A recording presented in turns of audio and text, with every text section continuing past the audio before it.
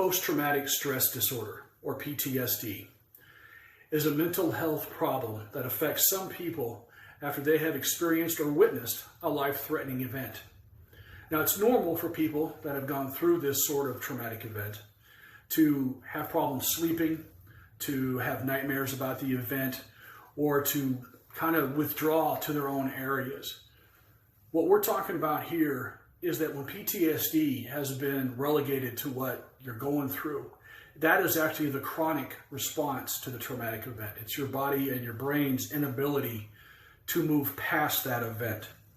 According to the Veterans Administration, PTSD is the third highest disability that is claimed for veterans. It follows some obvious ones like hearing loss, which I have, and also back injuries, which I have. Unfortunately, PTSD isn't an injury that you can see, and it becomes an enemy from within. So how do you know if you have PTSD? The world feels unsafe. You're always on high alert. Problem sleeping. In my case, it was extreme nightmares. Have trouble enjoying the things that you used to really enjoy doing and hanging out with the people that you used to hang out with. And a lot of people always ask this question, well, who can get PTSD? And the simple answer is anybody. It's not just for veterans. However, the top two causes are combat and sexual assault. Matter of fact, with sexual assault, studies have shown, according to the PTSD website that I found on the VA, is that the number one cause for women, and that they are 2 times likely not to ever report their PTSD.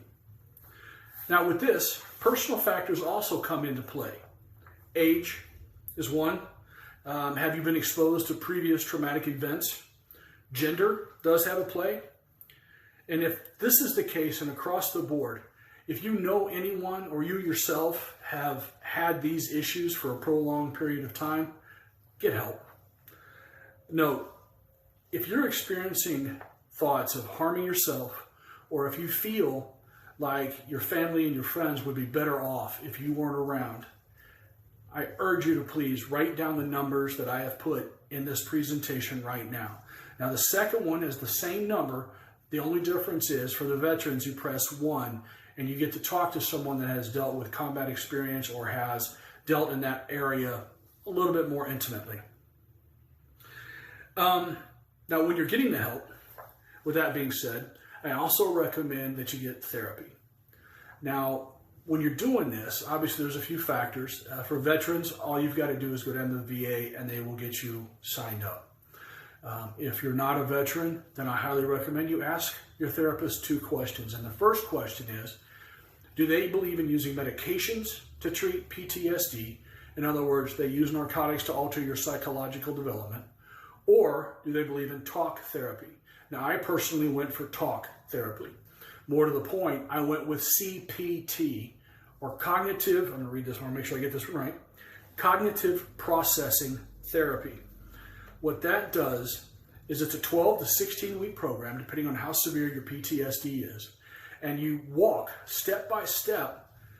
And in my case, what it did is it took the feelings of failing, survivor's guilt, a few other issues that I had, and it helped me realize that it wasn't my fault. Now, you can't cure PTSD, but what happened is that I learned how to train myself to deal with it a little bit better. I'm not going to really go into prolonged exposure or PE, or the other one, which was eye movement desensitization reprocessing. Both of those are used in very extreme cases of PTSD. A couple of them that they would use it on is if you also have bipolar in some cases, and if you are labeled schizophrenic. Other than that, CPT has been extremely effective. And according to Dr. Elder at the VA in San Antonio, who happened to be my therapist, he said that he has about an 89 to 90% success rate of people going through the CPT training.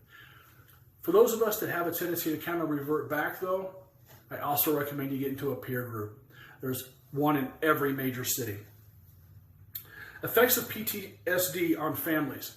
You have to understand that if you have a family, this is very much a family issue. The reason why is you have to remember, and I'm talking to you as if you have PTSD.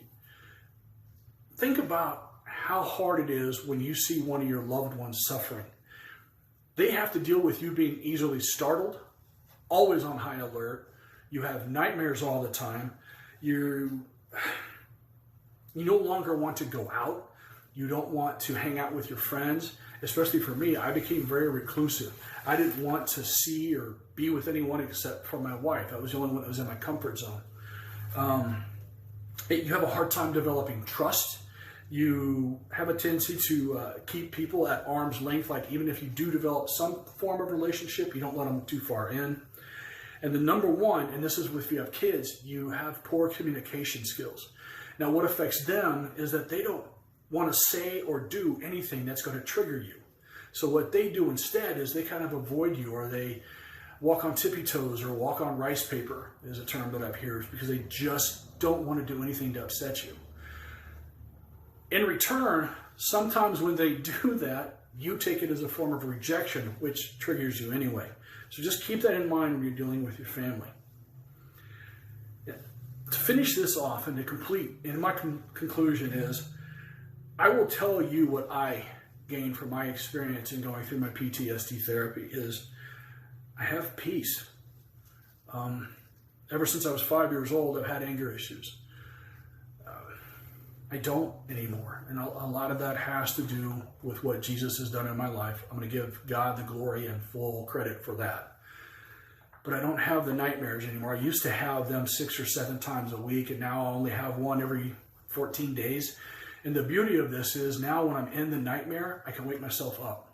I don't have to watch the whole movie, so to speak.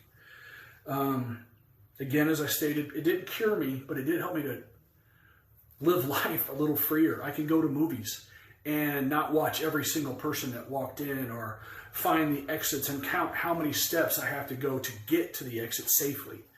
I can enjoy going out to dinner and not having to face the door, with not having to check everybody that's going to the register. It's a horrible existence. And I challenge you to get the help, please, if you suffer from this, or if you know anybody that does.